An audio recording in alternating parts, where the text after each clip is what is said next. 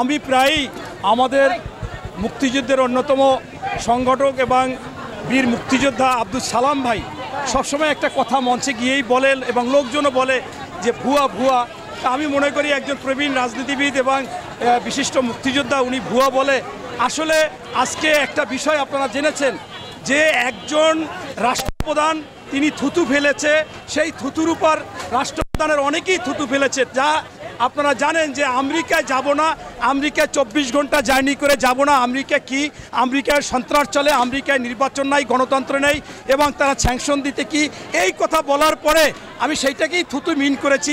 এইটার পরে সেখানে দেখা গেছে যে তার যারা যারা মন্ত্রী, যারা যারা টপ টু বটম একই কথা বলেছে, অথচ পরবর্তীতে আমরা দেখলাম যে সেই থুতু উনি আবার মুখে দিল, ইন্ডিয়াতে গিয়ে একটা সেলফি তুললো। সেলফি তোলার পরে আবার টপ টু বটম এই আওয়ামী লীগ সেই সেলফির গুণগান গাইলো। মনে হলো যেন সেই থুতু যে ফেলেছিল সেইটা যেন এখন সুমধুর কস্তুরী।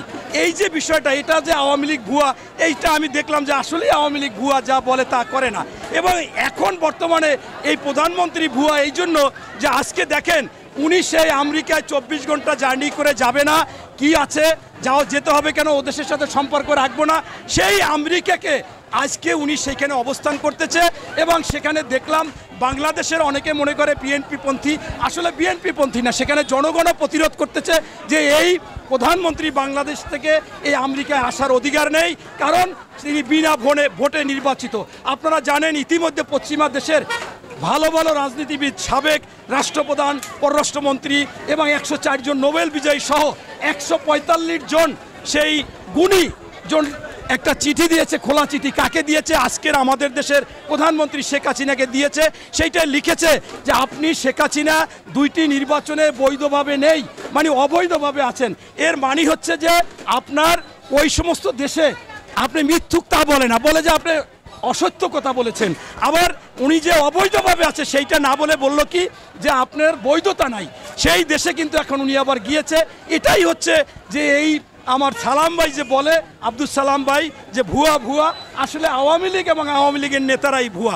থুতু ফেলে দিল, সেটা আবার নিল একটা সেলফি তুলে। কেন নিল আল্লাহ জানে, আমি জানি না। এটা আমাদের রাষ্ট্রকে ছোট করেছে, আমাদেরকে ছোট করেছে। এরপরে আমি দেখেছি সামাজিক মাধ্যমে আমাকেও অনেকে পাঠিয়েছে, আমি যেহেতু বিভিন্ন টক শোতে যাই, সেখানে দেখলাম যে উনি তো আসলে ওই সদস্য না, আপনার যে G20 সদস্য ছিল না, ওনাকে দাওয়াত করেছে। এখন অনেকে বলতেছে যে ওনাকে আসলে ভারত দাওয়াত করেছে, উনি ডিসপ্লে করবে, মানে বাংলাদেশকে ওনাকে ডিসপ্লে করে বুঝাবার চেষ্টা করবে। সেইটারই মনে হচ্ছিল ওই ডিসপ্লেরই একটা অংশ হিসাবে উনি কেমন যেন ওই আপনার জঙ্গল বলা যাবে না, মানে বন থেকে, মানে ঘাসের উপর থেকে ওই কার্পেট রেখে দৌড়ে আসছিলেন। আমার মনে হচ্ছিল যে আরও 2-1টা ছবি তুলতে চেয়েছিলেন, যে আরও কিছু ছবি মানুষকে সেলফির মতো দেখানোর জন্য। আসলে বিষয়টা খুব হাস্যকর। আপনারা জানেন যে এই সেলফি আপনার জো বাইডেন ওই দেশে প্রচুর তুলে, সবার সাথে তুলে। একটা বিশ্ববিদ্যালয়ে গিয়েছিলেন, সেই বিশ্ববিদ্যালয় সকল ছাত্রের সাথে তোলার পরে, সকল শিক্ষকদের সাথে তোলার পরে স্টাফদের সাথেও তুলছে।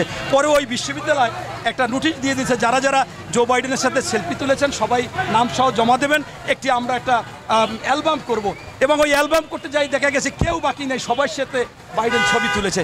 ছবি তোলাটাই তো বড় কথা না, আপনার এই সেলফি তুলে অনেকে কপালও খুলে, অনেকের কাপড়ও খুলে যায়। আপনারা বাংলাদেশে দেখেছেন যে শাহেদ টিভি খুললেই টকশোতে আসতো বুদ্ধিজীবী আওয়ামী লীগের, এবং বিভিন্ন সকল রাষ্ট্রীয় প্রোগ্রামে সকল প্রেসিডেন্ট এবং প্রধানমন্ত্রী, মন্ত্রী সকলের সাথে ছবি, বিদেশি যারা আসতো তাদের সাথেও সেলফি।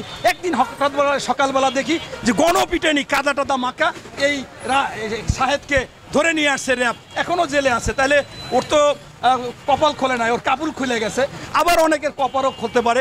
ইতিমধ্যে আপনাকে একটা স্মরণ করিয়ে দিই, আপনারা জানেন যে গাদ্দাফির সাথে 7 দিন আগে ছবি তুলেছিল ওই সময় বারাক ওবামা, হাসি মুখে। তোলার পরে 7 দিন পর এই গাদ্দাফি একেবারে নিঃস্ব হয়ে গেছে, শেষ হয়ে গেছে, তাকে নির্মমভাবে।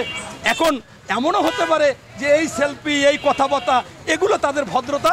তারা মনে করে যে এইটার মাধ্যমে আপনাদেরকে নোটিশ দিচ্ছি, আপনাদের সাথে এরকম সম্পর্ক থাকবে। আপনাকে যা আগে বলেছি সেইটা করেন, আপনি নিরপেক্ষ ভোট দেন, আপনার মানুষের গণতন্ত্র ফিরিয়ে দেন, আপনার ওই দেশে মানবাধিকার ফিরিয়ে দেন, সুশাসন সুনীতি ফিরিয়ে দেন, এটাও হতে